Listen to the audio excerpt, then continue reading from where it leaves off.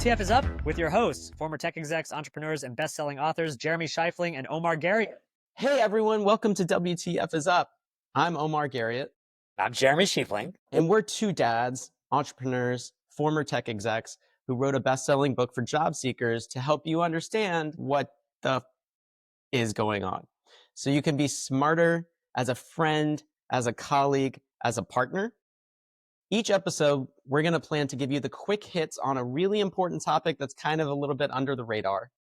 And not just tell you WTF is going on, but WTF you can actually do about it, which most every other podcast doesn't. Okay, I got to tell you, Omar, I am so psyched for this. We've worked together for like 15 years at this point, but I cannot wait to share your hot takes and mine with the world. So what's on tap for our first episode here? Is the world going to care, Jeremy? That's a big question. Here we go. Hey, Let's find out. We're doing it. So sorry that we don't have the casual couch set up and everything. Jeremy's actually on the West Coast and I'm on the East Coast. But for our first episode, I did get the fuzzy mic. Is that cool? For our first episode, we want to dig into the question of WTF is going on with the job market. Why unemployment is still at a generational low, but it doesn't feel like that, right? It feels like there aren't any freaking jobs at all. And I don't just mean good, white collar, high paying jobs. I have a friend with a master's degree who's a brilliant writer, done a bunch of cool shit. He's pumped to get an interview at Chipotle. And he has been denied interview after interview at a bunch of coffee shops for a barista. So we want to talk about what's actually happening in the job market, and then specifically the role that AI may be playing in that and the shifts that we're seeing happening pretty fast. And just like we're going to aim to do in every episode of this podcast, we're going to try to give you some practical tips so you can actually do something about the things we're talking about. Again, our goal is not just to give you the knowledge that you need on a specific topic each week, but to make that knowledge actionable. So knowing what the F is going on is important, but even more important is knowing what the F you can do about it in the face of it. Yeah, and I got to tell you, Omar, like, you know this, but our listeners will soon know it. This topic is so near and dear to my heart. Every day I'm hearing people, not just new grads, but even those with like 30 years of experience, who are saying, I've never faced a job market like this. And so I really want to make this sort of a chance to dive into what's going on, but most importantly, help people figure out how to make the most of this tough moment. So with that said, let's dive in. So WTF is going on. All right. So we're dads. Let's start with the dad joke, okay? You might have heard this one. Why did the scarecrow get the job? Why? He was outstanding in his field. Okay. I'm going to share that with my daughters tonight. We'll see how that goes over. All right. We're warming up. So first, let's talk about the overall job market real quick. I just want to make sure everybody understands what's going on, because just like with AI and what it's doing to the job market, there's positive signs and there's concerning signs. So the job market right now, right? Unemployment is like 4.1%, is actually better right now than it was last month. The job reports keep coming out month to month. Everyone expects that they're going to fall off a cliff, but each month, hundreds of thousands of new jobs are added, right? It hasn't cratered yet, but it doesn't feel that way in general, as I said. And for some subgroups, like career starters, knowledge workers in general, mid to late career pivoters, it's definitely worse. We actually know it's definitely worse. So let's take one of these subgroups, right? New grads, new college grads. They just graduated a month ago. The unemployment rate for them is probably twice what it is overall. And the underemployment rate is probably way, way higher, right? You don't have to scroll like too long on Instagram before you see a reel from a new grad questioning why they even went to college. This is actually the worst job market for new grads in at least a decade, probably longer if you take out COVID. And the unemployment rate for people who have college degrees age 22 to 27 is now, obviously, as I said, higher than the overall unemployment rate.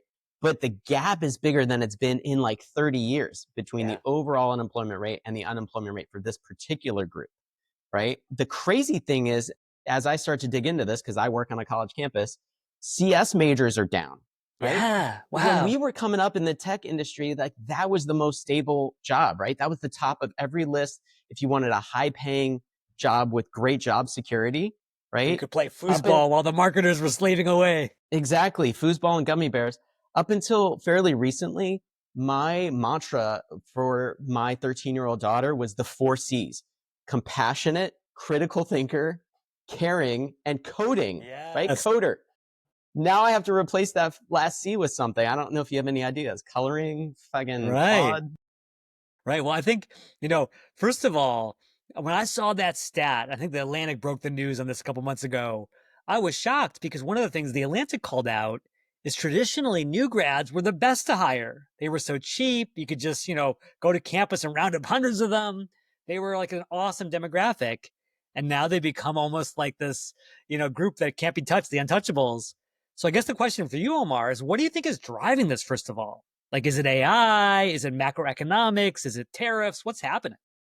Yeah. So new grads, you're right. They're appropriately freaking out. And by the way, I work for an MBA program, top MBA program. Even in our programs, like we've traditionally had 95% people with jobs, good paying jobs. 3 months after graduation, all these top business schools are now having trouble placing their grads en masse, right? AI has got to be a big part of the story. It's not the full story, but it is definitely a big part of the story. And that's what we want to dig into a little bit more. So you have people like Dario Amodei, right? CEO of Anthropic, one of the top LLMs that's out there. He's on record just the past couple months saying, hey, I could wipe out 1 out of every 5. Sorry, I got that wrong. I AI think it could might be wipe one out out, of two or something, right? yeah, half of Yeah. all Wow. entry level white collar jobs. And we could see unemployment back to like 20%, like COVID levels, right? And we're not talking about like 15, 30 years from now. He's talking about like next year, maybe the year after.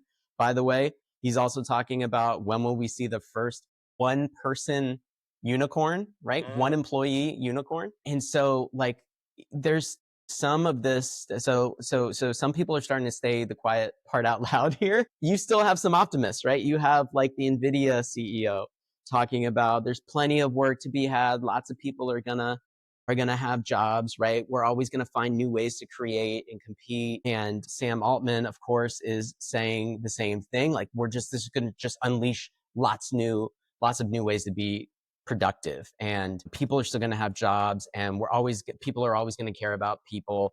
Just think of how much we can unlock with these new tools, right? But I don't know. Sam Altman's not exactly an unbiased party here. Right. Talking And their own book, right? Yeah. exactly.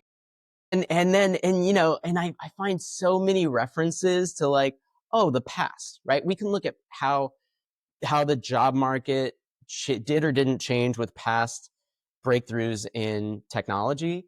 And I don't know how relevant all that is right now. Like we've never seen an adoption of technology this fast. Never. Like Yes. never. I don't know if you've seen these curves, right? Yeah. And also just think about like in the previous cycles of technology, what were those technologies fundamentally doing, at least in our lifetime, right? In like the 20th century, 21st century, they were mostly compute related, right? Like Moore's law, getting these things to be more efficient, to the point where like we all have supercomputers in our pockets and on our wrists, right? Or they were about connection, the internet, social media, etc. What I think is concerning for the future of work is we've never seen this kind of breakthrough on like productivity, right? Coupled Yeah. with the speed Interesting. of adoption, Yeah. coupled Yeah. with the speed of adoption. So these are things that can actually create, compile, analyze stuff that used to just be the domain of human beings, right? And Yeah. And already also probably, productivity across so many domains, right? You might say, hey, when the word processor came around, that might have gotten rid of some typists out there, but that was one specific space. The fact that that's AI right. is great at writing, at coding, at design, at video creation, these are huge industries that are now ripe for disruption. Like, is there an industry in which you can say won't be disrupted, right? We're going to get to some practical tips maybe later, because if you can find those roles, Yeah. you should move into them. But But to your point, before and we get there, almost, Omar, I want to push you on this a little bit because I think there have been so many breathless headlines, including the New York Times. AI is stealing Gen Z jobs. There goes the bottom rung of the corporate ladder, all that stuff. And yet the evidence is still a little scarce. So as a hiring manager yourself, can you imagine like someone saying, hey, I'm not going to hire this, crop of brand new grads that I usually hire. I'm just going to have ChatGPT do that? Like, are we really at that point yet? What do you think? I don't think we're quite at that point, but I think what people have consistently underestimated the last few years is how fast this is all changing and how much better these models are getting quickly. And I was able to talk to a Microsoft exec fairly recently who said, like, you guys don't understand the breakthroughs that are happening on a not like a yearly time scale, not even monthly, like daily. And so it is getting to that point. I think more to the point, Jeremy, like, they're not saying, and I know this because I work at a top business school in which our goal is to place students at these companies, right? Amazon's CEO just said they're laying off a bunch of people because of AI, and in the future that's going to continue to happen. Microsoft, et cetera, et cetera. What they're starting to do, and what they will continue to do, is not hiring 5 people, but hiring 1 person, right? And 1 person who's fluent in AI. Why would you not try to get 1 smart, scrappy person who also knows how to use AI and has created all these fascinating use cases and can leverage that? That's like getting a 2-for-1 or a 3-for-1 hire. Yeah. But you definitely don't need to hire 5 Yeah. anymore. Yeah. I I think don't know. What that's do you really think? powerful because I think, people think it's kind of this binary. It's like either humans or robots, and the robots are winning. And yet, like you said, someone's got to oversee the robots. Whether you're having AI do your coding or doing your design, someone's got to put in the prompt, someone's got to manage that process. So there's still going to be a human in the loop for the foreseeable future. But to your point, just a lot fewer of them, it sounds like. I think so, but I think the other question is, like, who's that human, right? Yeah. So, we'll get into some more advice for job seekers and for those who are, like, looking to future proof themselves. But, how do you make yourself that human? But also a lot of people saying, well, will that human be an entry level human? Yeah. Right now, you gotta like upskill really fast here if you are more entry level career starter. But it is, a doomsday scenario would be it's just the people at the top who are making those hiring decisions, actually the humans who are valued, and everybody else down the various rungs is going to have a harder time, being and staying upwardly mobile. I don't know what you think about that. Yeah. Well, let's play this out a little Just the bit. So, like, stratification, right? yeah, totally, totally. So, like, let's imagine that in the near future, we start to get to this point of not humans being eliminated, but like just needing fewer of them in conjunction with AI, sort of as a awesome sort of peanut butter and chocolate complement. However, what's the next stage? Because I think the optimists say, okay, every time there's been new technology, there has been disruption. Like we don't have, nearly as many ads in the yellow pages or as many classified ads in newspapers. But now we've got Yelp and we've got Facebook and all these things. And that created a bunch of social media manager jobs that didn't exist before. So, do you see any kind of upside where there are going to be new jobs in the future to replace these jobs that are being lost? Or is it almost like this very Darwinian state where like a handful of folks win and everyone else loses in this disruption? Totally. There's jobs that we can't even imagine right now, right? And anybody who tells you they know where this is all heading is trying to sell you something and full of shit, right? Like, because again, fundamentally, we've never seen a technology like this on the productivity side of things applied to any industry with mass adoption. But let me read you a bit of a Sam Altman tweet on this, right? Jobs will be very different. Maybe the jobs of the future will look like playing games to us today while still being very meaningful to those people of the future. People of the past might say that about us. Betting against humans' ability to want more stuff, find new ways to play status games, ability to find new methods for creative expression, etc., is always a bad bet. Maybe human money and machine money will be totally different things, who knows? But we have a lot of main character energy, more to come. Yeah. I mean, What do you think if you about that? look Are at you an like, optimist on this or are you a pessimist? how could I be a pessimist when you look at all these influencers, right? Like, if you were even not even like a hunter gatherer from 1,000 years ago, but if you were like, living in a tenement in New York in the turn of the century, and now you know that someone holds up a selfie stick and makes thousands of dollars, you're right. It looks like total BS. And yet that is legitimately a way that some people earn money today. Maybe old Sam is onto something here. What do you think, Omar? I mean, I think that's the other big shift right now, right? Is like fewer and fewer people are gonna be working for these big employers, right? We're Oh. like and we're already seeing this like massive increase in entrepreneurship. The barriers have never been lower to starting your own thing, and hopefully a resurgence to fill in those big employers that are no longer hiring the same volume they will. Hopefully we fill that up from the bottom with small business.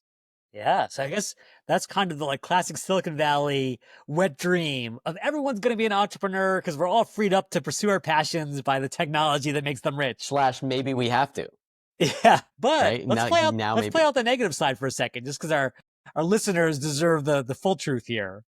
Is there a possibility? I remember Sam Altman was very early in the universal basic income movement, where this leads to mass unemployment, at least for a period. And like, how does society handle that? Like, are we able to move forward, or do people break out the pitchforks and take over the data centers? Well, you could argue that we need some people power and revolution on a lot of levels right now. You could argue that. I'm not arguing that, but you could argue that.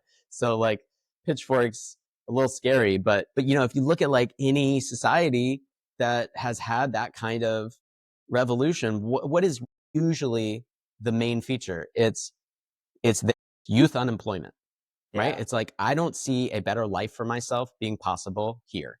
Look at Iran. There's so many examples, right? And so like, I don't know. I don't know if that's where it's going to go. And by the way, even if it does go there with respect to it, companies, at least, right, who have so many incentives to just drive every inefficiency out of what they do, I'm not sure if it's actually going to make any difference, right? What are you actually protesting? But I don't know. What do you think? This seems like a Will Smith movie or something about Yeah, AI yeah, run amok. that's right. I mean, I think again, it seems like the social contract, in order to hold, now we're getting deeply philosophical here, will involve some amount of payment, right? Whether you call it UBI or welfare or whatever, you have to sort of placate people. Otherwise, you're going to have revolution on your hands. And yet, then the question is like, are you basically just turning everyone into those Wall-E people? You know, if anyone's seen the Pixar movie Wall-E from 20 years ago, where we're all just sort of in our own little like pleasure chambers, not actually creating anything productive. Or to your original, more optimistic vision, does this free us up to do stuff that we're genuinely excited about, and not just be paper pushers inside a giant organization?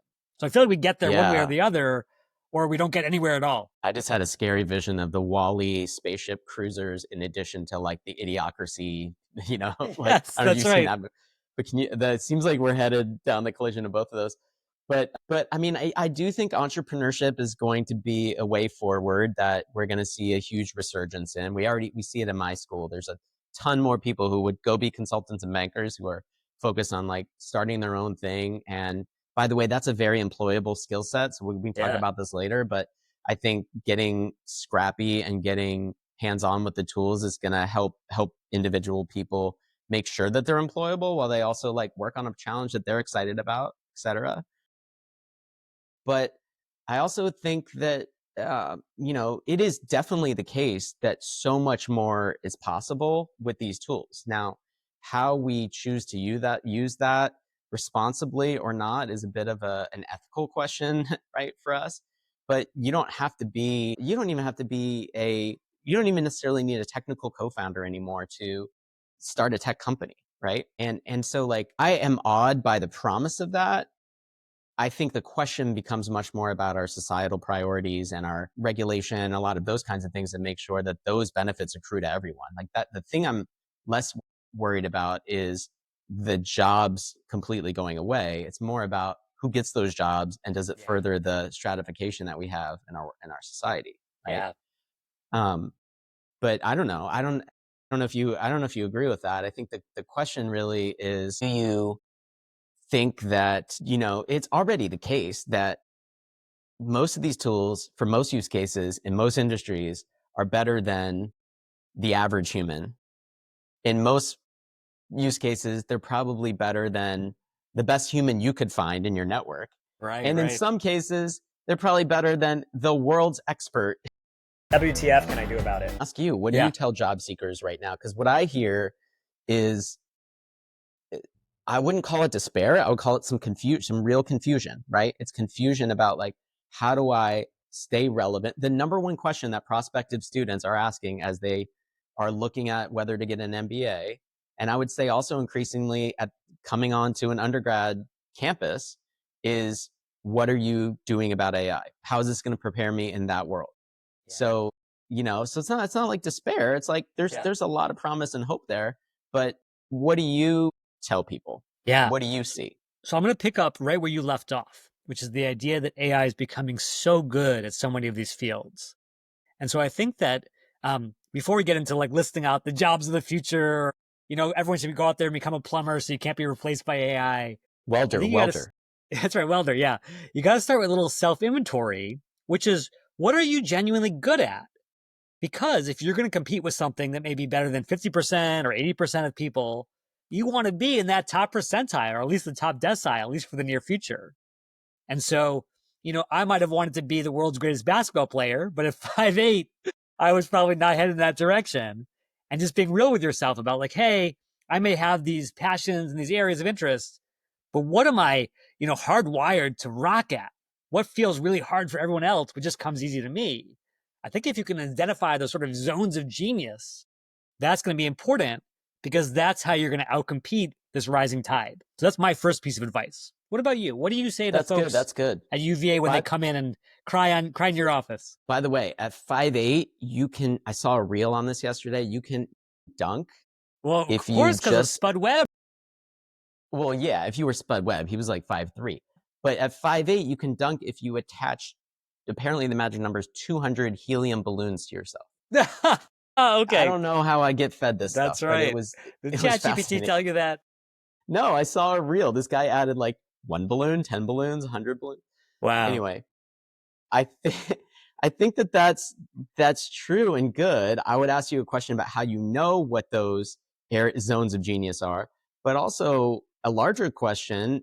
Look, I'm not going to judge Gen Z right now. I'm around them all day. I work trying to support them as students. I work with a bunch of them. I'm sure you do too. But what do you say to people who like, man, that feels daunting. I don't know if I don't know if I want to work that hard to figure out what my genius is and go after that, right? Yeah. What like that's not what we had to do, right? We didn't have Right. to do that. And this wasn't that long ago, right? We're Yeah. not that old. We had to like build a skill set and go try to get a job to develop that further and get compensated for that, Yeah. right?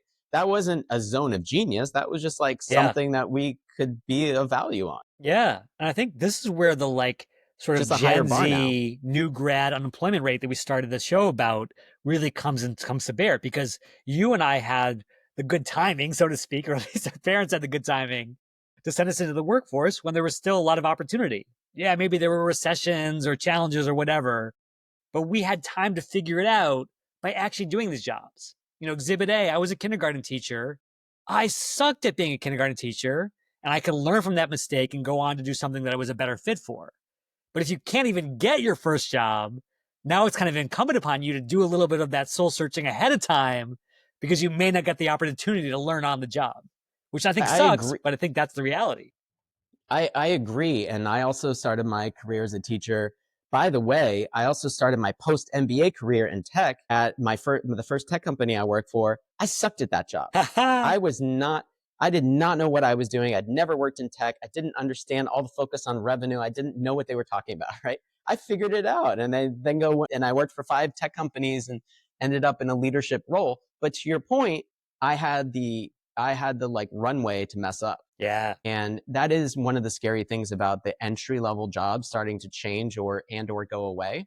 What I would say in part is, we wanted to talk about the most rejected generation, this generation Z, that right now in some cases are applying to thousands of jobs and not hearing back from any of them, or applying to a bunch of things and maybe hearing back from one. I think there's some like channel that as a strength, right? Like you're used to that. You're used to being rejected.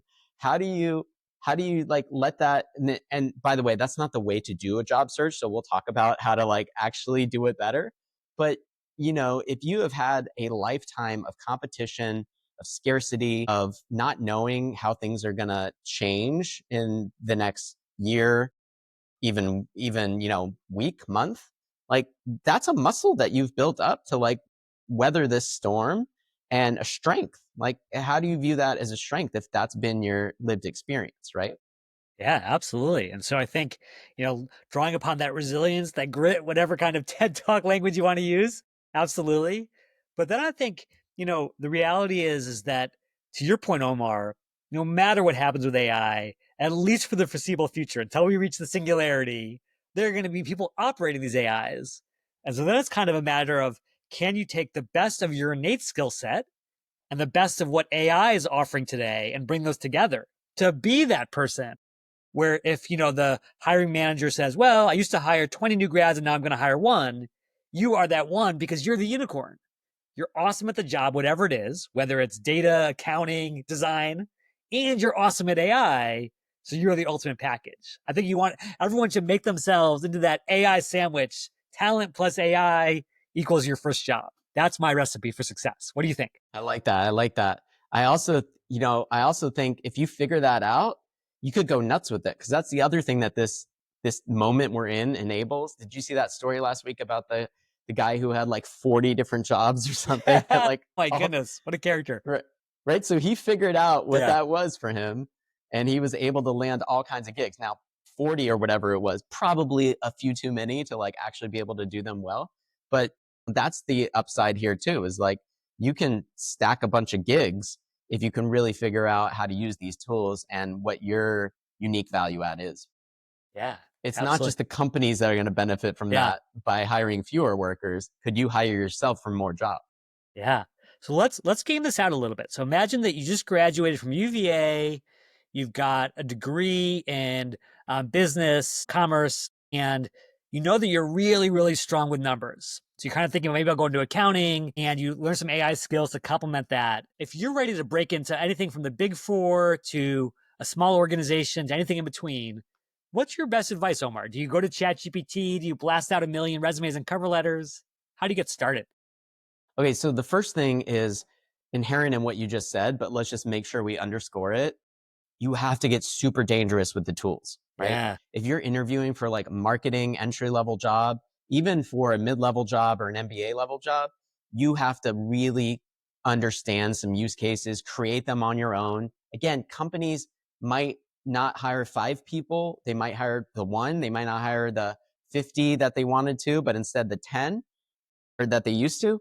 But what they want is, it's a fallacy that like AI is replacing jobs. Really, right now, what I think is happening is humans who use AI are replacing humans who don't. You know Right. what I Yeah. mean? So the first thing is like, you have to get super dangerous, super scrappy with these things. And it's not just like playing around with prompts and all that kind of stuff, right? It's like bringing up in your interviews how AI can unlock something new that they haven't Yeah. probably thought Let me about, throw out an right? example. Like, let's say, even though your degree is in business or commerce, you figure out as a non-coder how to use AI to code like a audit automation system. So it looks through the ledgers, it looks through the books, and flags anything that might be curious for the IRS or others.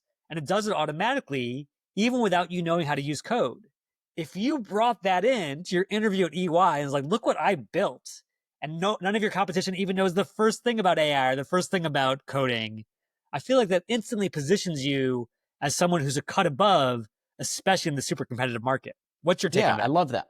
I love that. Or let's say Yeah. you're interviewing for like an entry level marketing job for a consumer product. You know, can you ask it to scrape Reddit on a subtopic that's related to your product or the product category, Yeah.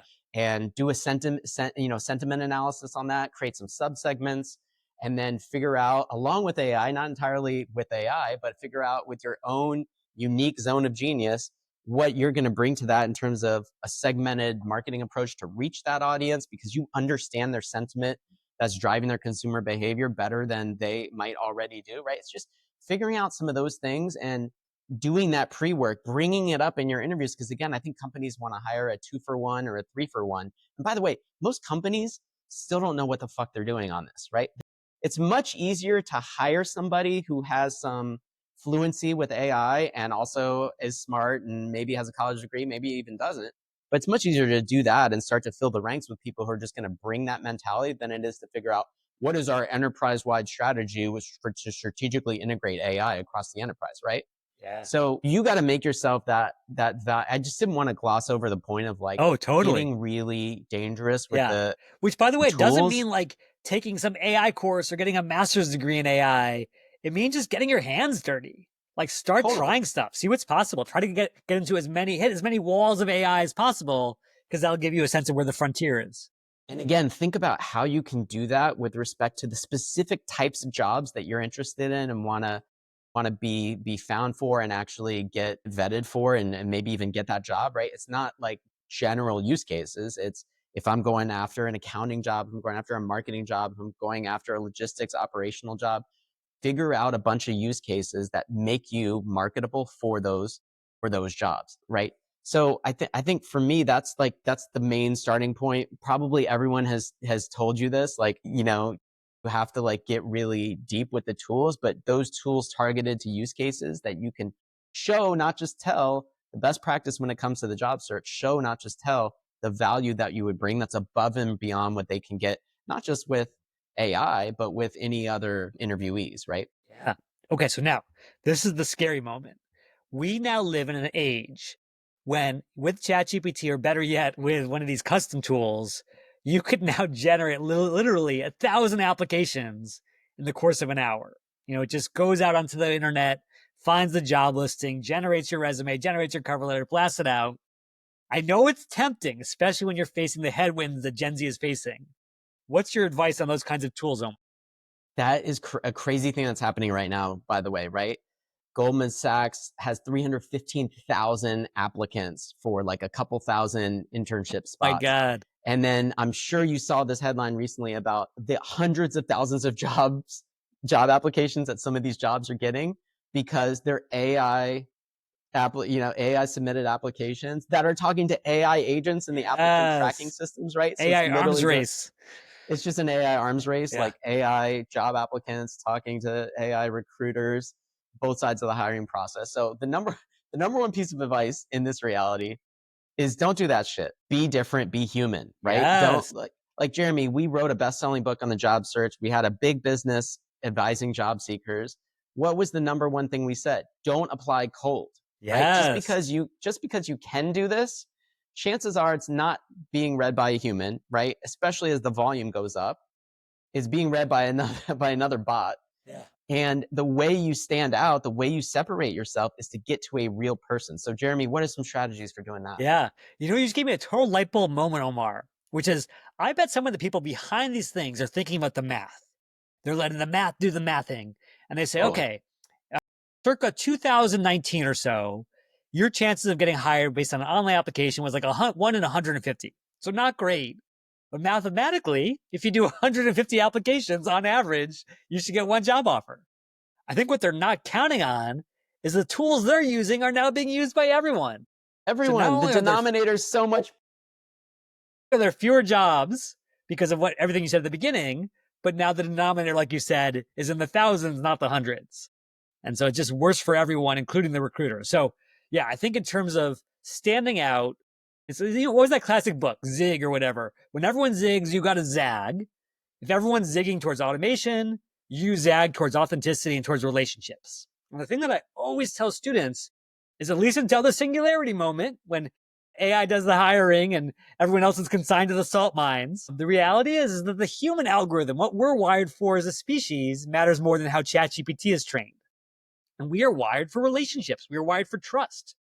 And so if you can get someone on the inside, someone who's a member of the tribe, to go to bat for you, either introducing you to the hiring manager, putting in a referral for you in the ATS, basically saying, hey, this is not just a random stranger who you should be scared of, but a fellow member of the tribe, an insider who belongs. I just cannot imagine a better way to stand out when everyone else is zigging because you've decided to zag. What's your take there, Omar?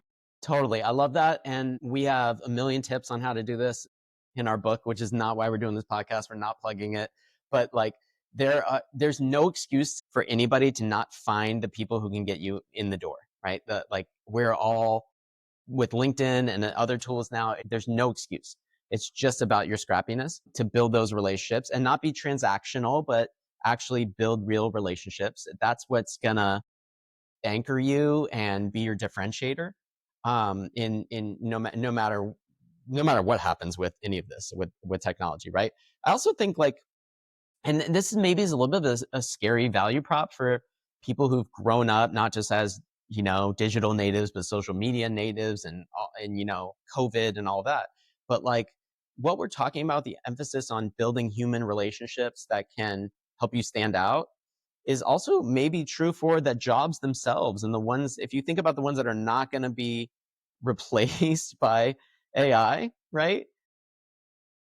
Like the companies we worked for, Jeremy, in Silicon Valley, right? It's like I was like, I don't know. I might suggest you think about sales instead of marketing, Yeah. right? Which is being like Yeah, totally. automated right Yeah. now. I don't know. What do you think? Like a Yeah. human oriented job. So you got to learn how to Yeah. like talk to people, Yeah. right? Because I think we've hit on two of the three key things, right? We said, hey, you got to build your skill set, what you're great at, AI. You got to build a focus on authenticity and relationships. But that third piece is the reality is that like what's in demand changes a lot. In the time of the hunter gatherers, if you had huge muscles and could like take down a mastodon or whatever, that would be a pretty valuable skill set. And now here we are, all these puny guys using our keyboard skills to be much more successful. Bottom line is, I think all the stuff that matters on a human level, whether it's getting to know a stranger, telling a really powerful story, getting someone to believe and trust in you, all of that's going to be important. And the jobs that really inventory those skills are probably going to be the jobs of the future because they're the harder ones to replace today. Are there Totally. other jobs you think people should be considering, like other things you would recommend for your own daughter as she considers the world of work? Well, I think that's a really hard question in general, right? It's sort of, but the overarching framework is not to compete with AI, but figure out how to collaborate with it. If Yeah. you assume it's going to eliminate most of the drudge work, which unfortunately is a lot of entry level work, right? Then, like, again, it's Jeremy, to your point, it's like, what can only humans do? And I think there's a lot of things that that's true for. People talk a lot about judgment, creativity, you know, but I think when you get dangerous with these tools, you'll start to understand what some of those zones are that are uniquely human and uniquely human zones of genius that you can apply. Just, so there's a lot of answers to that, and there's a lot of stuff online. I'm not gonna like opine on that necessarily unless you want to. What I wanted to say is there's also an overall mindset that I think is really helpful for everyone to be approaching this time with. So the first thing is, we started by saying like, oh no, holy shit, the house is burning, AI is taking everything, jobs are hard to find. And that could be one reality, right? But like we talked about this in our book, don't have that, like, to obsess over that is the wrong way to approach it, because that's an extrinsic locus of control, right? That's external. Yeah. That is not actually anything you can control. What the best, most successful people, including entrepreneurs, and I think this is kind of entrepreneurial mindset. I wrote a Substack about this. What they do is have this intrinsic locus, right? Which is to say, I'm not going to worry about all those uncertain things. I'm going to focus on that which I can control and spend my cycles on that. And we have at the school I work for a whole well codified, well researched theory on what the most successful entrepreneurs do. And it's similar to what Reid Hoffman used to tell us when we worked at LinkedIn, right? Always be in beta, adaptability creates stability. And what the research on entrepreneurs, successful entrepreneurs finds is that they don't worry about the future. That's definitionally unpredictable, right? Even with ChatGPT, it's unpredictable. They don't hand wring about it. They don't even think about it.